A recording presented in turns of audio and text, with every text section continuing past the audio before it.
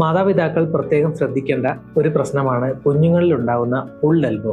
സാധാരണയായി 1 മുതൽ 4 വയസ്സ് വരെയുള്ള കുട്ടികളിലാണ് ഇത് സംഭവിക്കുന്നത്. ഹായ്, ഞാൻ ഡോക്ടർ അരുൺകുമാർ, ഒരു ഓർത്തോപെഡിക് സർജനാണ്. കുട്ടികൾ കളിക്കുന്നതിനിടയിലോ കുട്ടികളെ ബലമായി കൈകളിൽ പിടിച്ച് ഉയർത്തുമ്പോഴോ പെട്ടെന്ന് കുട്ടി കരച്ചിൽ തുടങ്ങുകയും കൈ അനക്കാതെ ശരീരത്തോട് ചേർത്ത് പിടിച്ചിരിക്കുകയും ചെയ്യും. കുട്ടികളിലെ ലിഗമെന്റുകൾ പൂർണ്ണ വളർച്ച എത്താത്തതിനാൽ കൈകളിൽ പിടിച്ച് വലിക്കുമ്പോൾ അവിടുത്തെ എല്ല് ജോയിന്റിൽ നിന്ന് തെന്നി മാറും. ഉടനെ കുട്ടി വേദന കൊണ്ട് കരയുകയും കൈകൾ അനക്കാതെ ശരീരത്തോട് ചേർത്ത് പിടിച്ചിരിക്കുകയും ചെയ്യുന്നു.